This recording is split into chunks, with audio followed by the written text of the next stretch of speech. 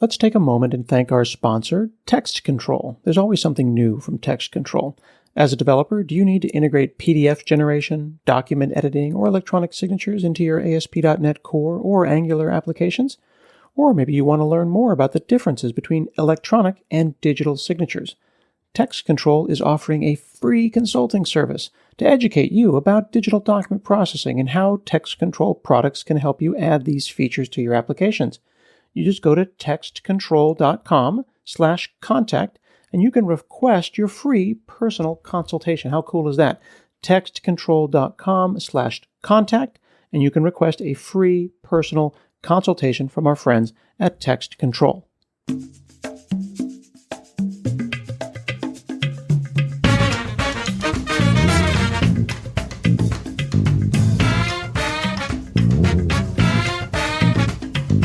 Hi, I'm Scott Hanselman. This is another episode of Hansel Minutes. Today I'm chatting with Kent C. Dodds. You can check out his website at epicweb.dev.dev. How are you, Kent? I'm doing great, Scott. It's just an honor to be here. I'm super happy to be here. I don't know. Honor is a very big word, but I appreciate you being here. And I'm always a fan of your work. I love seeing you speak. I love seeing you interact on social. And I got to see you at All Things Open in Raleigh, North Carolina recently, where you gave a keynote and you talked about the web's next transition. And that's a big statement. You think something big is happening in the web space. Yeah, I do. And it's not Web 3 or Web 5 or any of those. So maybe not quite that transformational. But as far as the architecture of the majority of web apps that developers are working on, we definitely have had transitions or eras of different architectures that people have been working on with web apps. So I'm seeing a new transition and I'm really excited about it as a web developer myself. Yeah.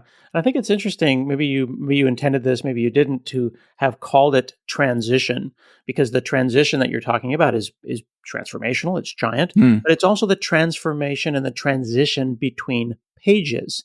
I don't know if that was an intentional use of the word transition. Yeah, that I should definitely take advantage of that pun. That's for sure. Yeah.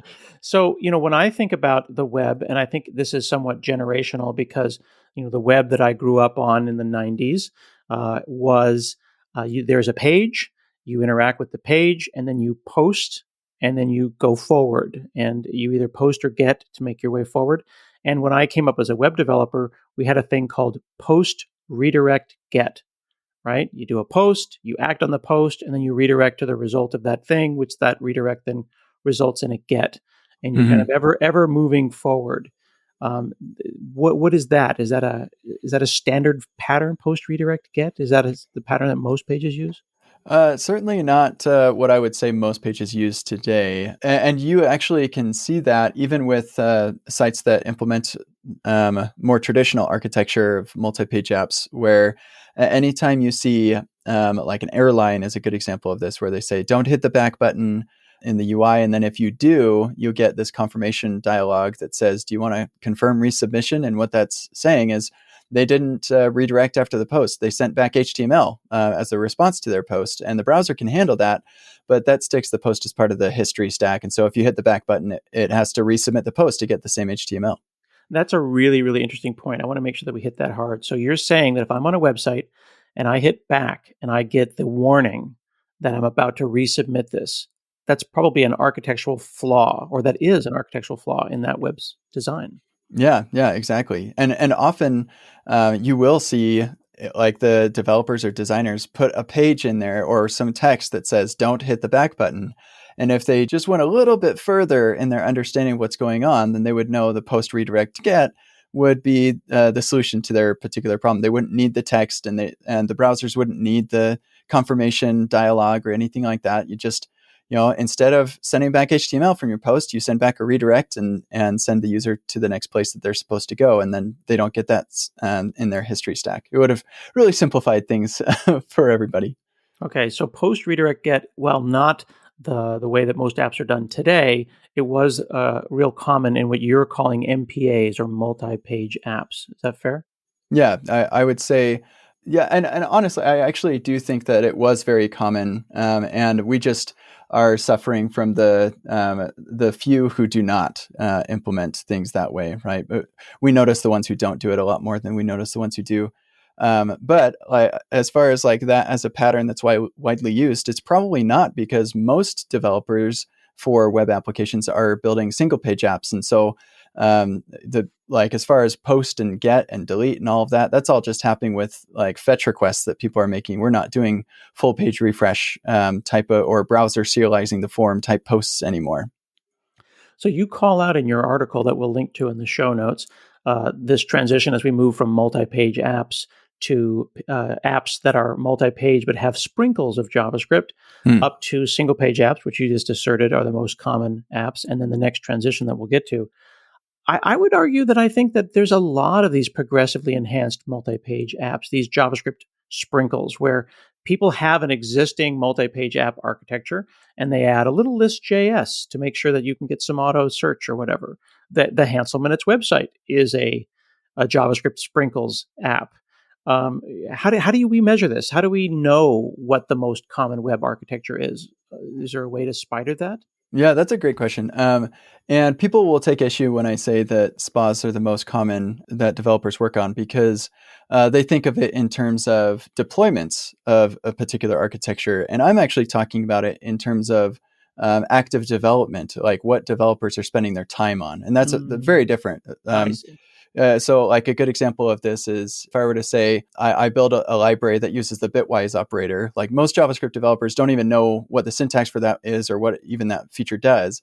But then I get that library into WordPress, and now all of a sudden I can say that like the bitwise operator is used on 90% of the websites on the web, but like nobody knows what it is. So there's a distinct difference between the deployments of a particular architecture and the ones that developers are working on actively.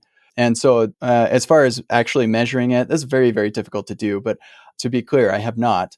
But I would be very surprised if we categorize developers in the amount of time that they spend in each architecture. I'd be very surprised if we found that SPA was not on top by a large margin. Mm-hmm.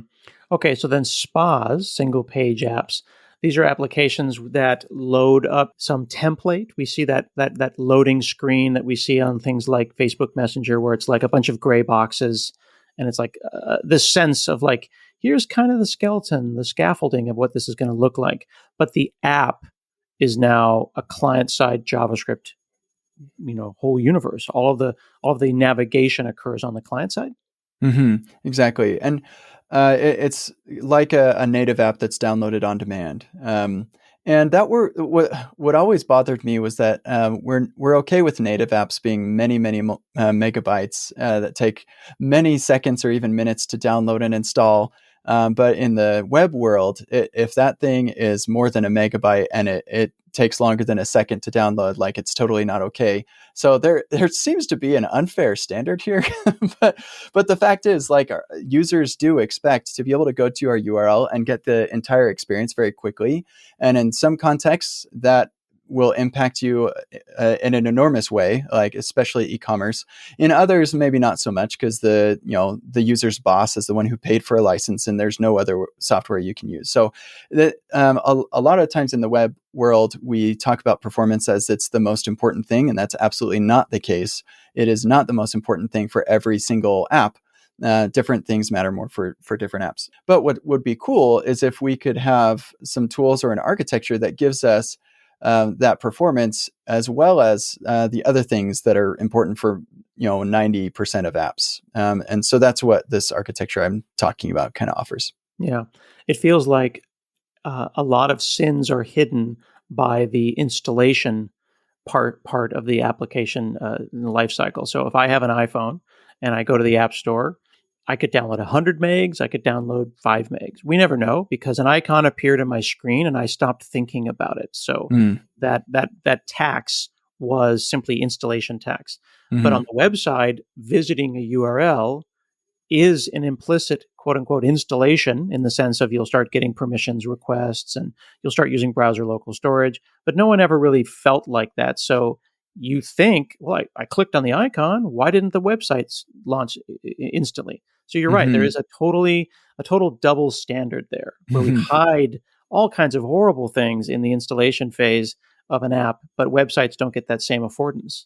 Yeah, and part of it too is that apps, they can update in the background. So anytime there's a deployment of the new version of the app, that'll just update when the user's not using it and everything's all set. Whereas websites, they don't update in the background. You update it on your server, and then the next time the user goes to that URL, they download that app and get that updated. And if you want to have some sort of update in the background, you have to implement that in application code. There's not really a good way to do that.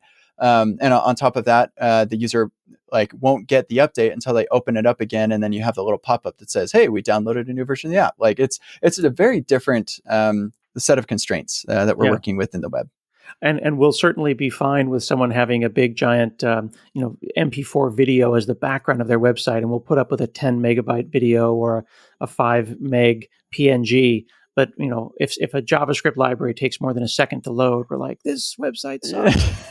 Yeah, there is a difference though. That's an important distinction between a megabyte of PNG versus a megabyte of JavaScript, because the PNG is very, browsers are really good at rendering those fast and everything. JavaScript does have to be executed, parsed and evaluated, and so. There's certainly a bigger cost to that, and even 3 lines of code can add a very significant cost to processing power for a device as well. So it's not apples and apples, but yeah, it is kind of funny that we do throw a big stink about sizes of things, and this happens a lot actually in. For web developers in particular, when we're talking about performance, where we say, let's shave off 5 or 6 milliseconds over here, when you could just change your infrastructure a little bit and save 500 milliseconds over there. It's just kind of interesting. And I think in part, this is because a lot of front-end web developers don't feel empowered to make those kinds of savings from an infrastructure level. And so they are just working with what they have, and they'll save 5 milliseconds on their rendering times. That's a great point. Let's go through in these architectures, there's basically these 6 use cases that you've identified. And I think that they're pretty interesting because we can think about them in the context of what we've already written. So our listeners can be listening and say, oh, I know what I used for that. Or if they're an app developer, these apply to app development as well. So you've got persistence, that's saving and reading data from a database. That can be on this client or on the server, right? Sure. Yeah. Typically in web, it's going to be on the server. Most of us who are building an app, a web application for money, that application is using persistence on the server. There are a few of us who are making games and things, but yeah, most of us, it's going to be on the server. Right. So for the average Joe or Jane who's listening, other than Wordle, which is doing some pretty clever persistence on the client side, saving and reading that data is going to be from the database. And that's where you'll have your web APIs and your microservices that are going to be doing that persistence for you. Hey friends, here's an opportunity that's bigger than just a regular sponsorship. As you may know, I'm coming up on almost 900 episodes of the Hansel Minutes podcast, and I've recorded hundreds and hundreds of those episodes with Zencastr. That's Zencastr. Zencastr allows me to record all of these podcasts and talk to guests from all over the world, and they've recently announced crowdfunding. You can actually invest in Zencastr for as little as $100, and you can join a community of their investors. I have, in fact, invested in Zencastr. I remember when it was just a 1 or 2 person shop. They're now raising money because the podcasting industry has grown and so big. Actually, they're saying that the projections are going to be more than 150 billion by 2030. Podcasting is where it's at. So if you are interested in investing in Zencastr, you can go to WeFunder, WeFunder, wefunder.com/Zencastr. That's Zencastr without the E at the end. So Zencastr, wefunder.com/Zencastr, or just click the link in my episode description below, and you can claim your slice of the future of podcasting. And then routing, which I'm very, very familiar with on the server side, but I'm understanding is something that can be very powerful on both the server and the client. What is routing on the client so important? Yeah, so when we're with the original architecture for the web, you get full page refreshes between pages, and then push state came around. I can't remember when that was introduced in the early 2000s, and you were able to change the URL without triggering a full page refresh of the browser. And what that gave us was just the ability to build highly interactive, routable applications without talking to the server. making it seem or feel a lot faster in many instances. And so a client-side router will be responsible for giving most likely a declarative API for saying, here's the URL and here's the UI for that URL. Okay, and that's really important. Like, so for folks who have been doing web development for a number of years, but maybe haven't been doing modern web development, the UI and the URL are indistinguishable. Like, that URL matters. Mm-hmm. You don't just want to put crazy GUIDs and stuff in your URL anymore. And you have full control of what can appear there. And it may not reflect server-side reality. It's a piece of application state. In the modern architecture that I'm talking about, it is reflected in both the server-side reality and the client-side reality, because it will server render at that location. But yeah, for like spas and things, for a lot of people, they land on any URL and they just configure their CDN to send their index HTML back to the client, call every URL a 200 status code, and then let the UI display whether it's a 404, which is very problematic for various reasons. Yeah, so you can take this to varying degrees of extremes, I suppose. Well, you just gave that quick example of, like, you pull in index.html and then let everything happen on the client. There used to be a single page wiki application that was just like one super index.html that we would use for a TiddlyWiki, I think it was called. When someone says a single page app, are you literally saying that there's one index.html, or you can decide to chop it up however you want? Yeah, that's interesting. So like in the early days of single page apps, it was just one index HTML. You would configure the server to just always send that, and then the client could take over from there.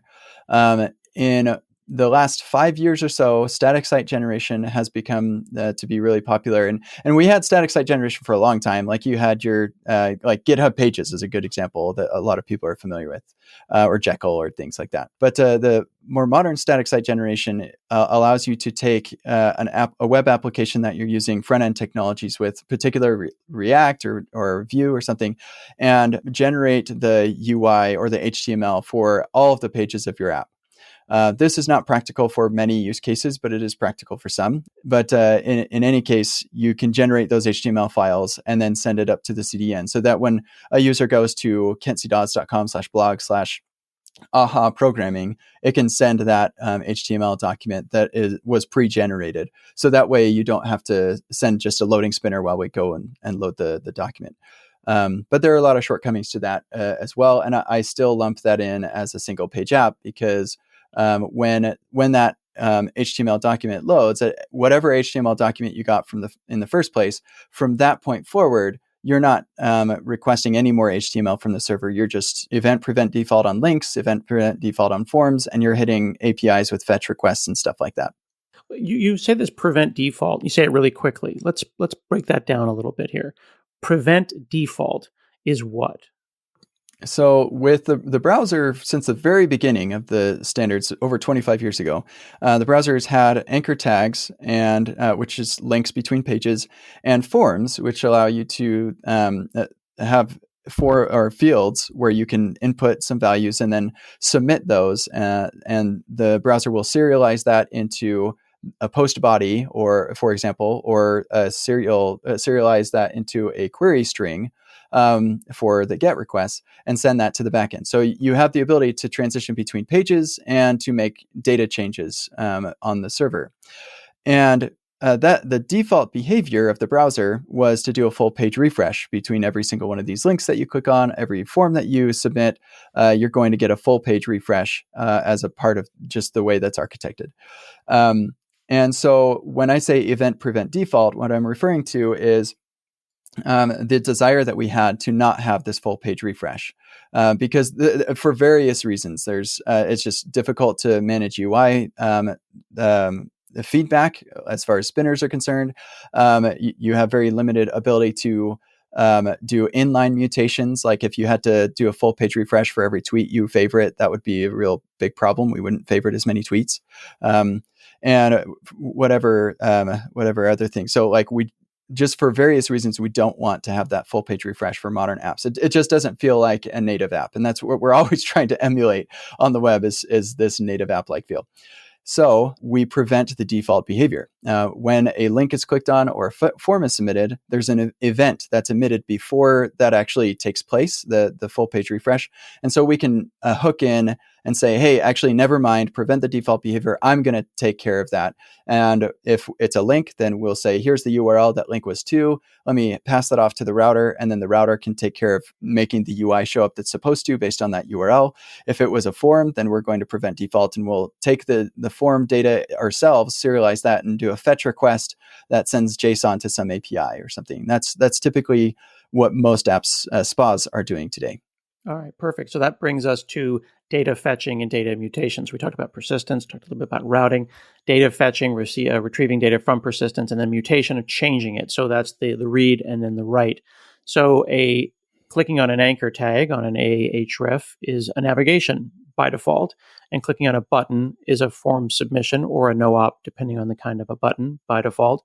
You prevent that default, act upon it, and then you have code on the client side do the thing. Without leaving, and there's no navigation. But then to your original point about routing, you can click that button, retrieve something, and change the URL if you wanted to. So the user feels like however you want them to feel. We really do have full control over the browser experience at this point.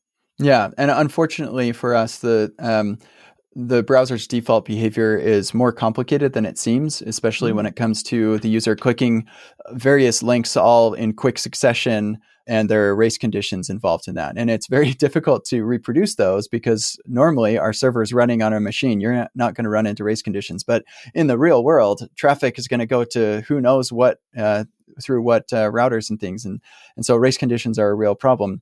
And the browser managed those automatically for us. And when we prevent default, the next lines of our code is just emulating what the browser was going to do. And we just don't do as good a job at that typically, which is a shame. And you used a really interesting example that's worth digging into. You said like favoriting a tweet, or you're on an application and you want to bookmark something. If you clicked on that, waited for it to change data in persistence, and then do a get and confirm that it in fact happened, you might not be able to just go fave all the way down. So it's totally appropriate, I guess, to fire and forget and let it work it out later. Yeah, sort of. The challenge is, so what Twitter does is they implement a pattern called optimistic UI, which will update the UI to be what the reality will be, assuming everything goes okay. The challenge with that's not too difficult in itself, but the challenge comes when one of those tweets was deleted or something like that. There's some sort of failure that happens on the server, and rolling back that U update, and that's where things get really tricky. And a full page refresh, that's not a problem because it does a full page refresh and that tweet is now gone and it wasn't favorited. So like you don't really think about that sort of recovery in that scenario. But if we're doing this with our own fetch request, then yeah, we need to start thinking about how do we roll these things back. And as far as fire and forget is concerned, like if you did that, then you wouldn't be able to recover. So you do have to acknowledge the response that comes back and update the UI in some way. And the SPA architecture makes that reasonably possible, as well as the progressively enhanced multi-page app architecture, but is definitely a challenge. And the architecture we're transitioning to drastically simplifies that. Okay, so then to that point, you have this really great sentence in your article, The Web's Next Transition. Again, I'll link to that in the show notes, where you say, and you're basically talking directly to me, you say, folks who have been through the MPA stage, the multi-page app stage, and are working in single-page apps truly lament the simplicity we've lost in the last decade. And if we could somehow merge the two, we could make something that is both simple and more capable. And that's what you're promoting. That's what you're quote unquote selling to kind of like web developers out there in the world. So what is the best of both worlds? Yeah. So to review, we started with multi-page apps, and then we went to JavaScript sprinkles. I call that progressively enhanced multi-page apps, and then single-page apps. And now we're moving into, this is an observation I'm having in the web, we're moving into progressively enhanced single-page apps, where progressive enhancement is about having a baseline of a functional app and then enhancing it with JavaScript sprinkles, making the experience better. SPAs kicked that to the curb and said, you know what, this code duplication that we're having with having to make the app work functionally and then adding sprinkles, and there's a lot of code duplication in those sprinkles, depending on how far you take that. And so because of that duplication, we just decided, let's delete all of that code on the server. And now we kick progressive enhancement to the curve. The app does not work as a baseline. We need to have these special features in the browser for this to work. Progressively enhanced single page apps say, no, we can actually have the baseline functional app with the most basic features of the web, and then layer on a little bit of extra functionality and still avoid the code duplication by sharing the code between the server and the front end. So the same UI code that generated the page on the server is going to be used on the client to handle page transitions and make sure that we update the UI based on whatever data changes there are. So we can sidestep the problem that we had that led us to SPAs in the first place, of that code duplication, by just using the same code in both places. Okay.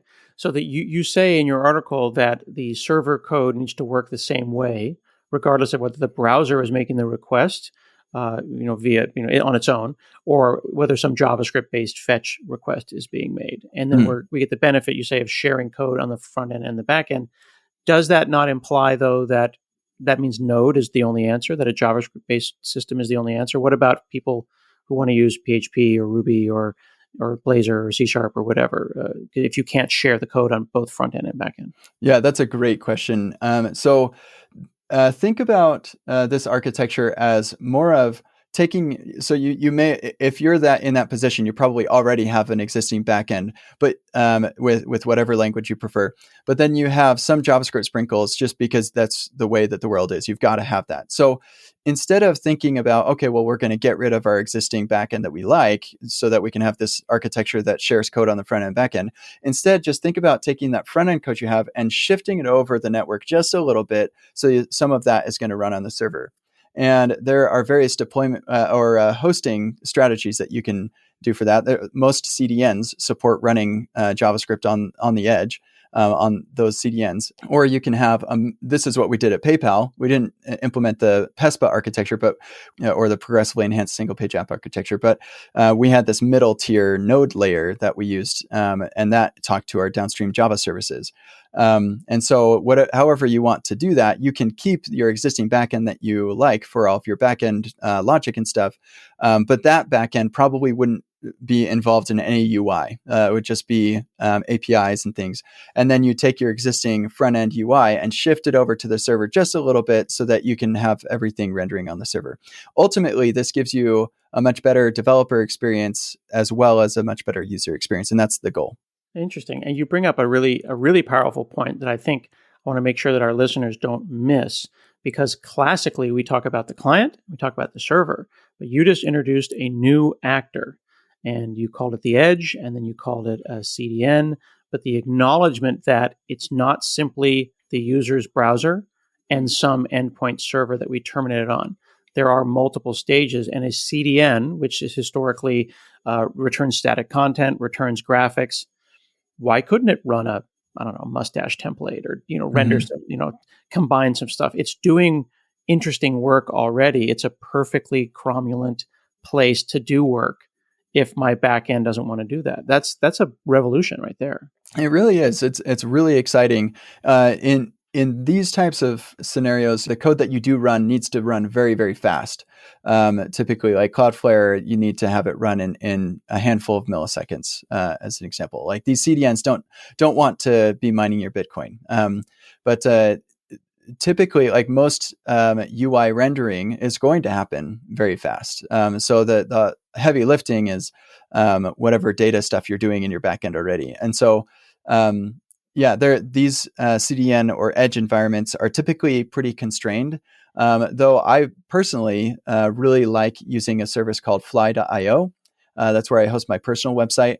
And what they do is interesting. So rather than taking a network of hundreds of servers all over the world in their CDN and making it so you can run a little bit of code on there, they allow you to distribute an entire server, a long-running server in multiple regions all over the world. And it can be written in any language that you like. Mine is all in Node. But that has worked out really nicely for me to, and the whole goal of all of this, of course, is to push our execution out closer to where the users are, so they don't have to cross the Atlantic or the Pacific when they're trying to get data and the UI for our apps. That's also a really fantastic point that you make there because the client server architecture historically has been quote unquote dumb terminals, where those dumb terminals might be in the 80s, where it's just a screen that knows how to put strings on a green screen, or it might be a dumb-ish terminal in the form of a really old browser and a very constrained local process. But we have pocket supercomputers now, and every phone, even the cheapest Android, has some power on it. So you said push some of that processing out to the users. There's processing power as you get towards the user. How much work should that low-end Android phone do?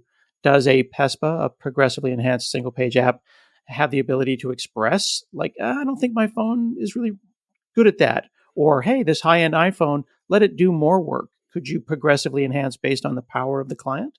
Yeah, I think that you could. I haven't seen anybody do that. That's a very interesting idea, but I believe that at least I'm thinking about it in the context of Remix, which is the first implementation of the Mm-hmm. PESPA architecture that's being followed along by Next.js and Solid Start and SvelteKit. They're all following the same kind of patterns, trying to get to the PESPA architecture. But in the context of Remix, I do believe that would be possible, which, Mm-hmm. yeah, be an interesting experiment for sure.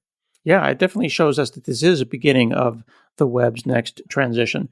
Of course, Remix, you can see at remix.run. It's a full stack web framework that lets people think about maybe doing some of that work not on the server, a little bit closer to the user. Kent, your new venture is epicweb.dev. You're doing this full time now? I am, yeah. So full disclosure, I was at Remix for about 10 months. So I was working there. I left to go full time on epicweb.dev a few months ago, and they were just acquired by Shopify. So congrats to them. It's exciting Cool. for the framework. But yeah, my focus for a long time has been education, and I've really wanted to build what I always called kcd.edu, everything that I know about web development in one place. And so that's what Epic Web Dev is going to be. And it'll take me like 2 years or more to make it, but I'm working on it actively now. That's very exciting.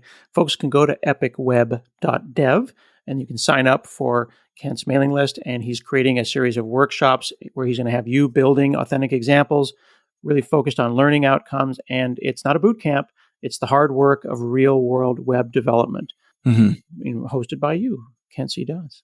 That's it. Yeah. Very cool. Well, thanks so much for walking me through the web's next transition. I appreciate your time today. Thank you, Scott. Really appreciate all that you do. This has been another episode of Hansel Minutes, and we'll see you again next week.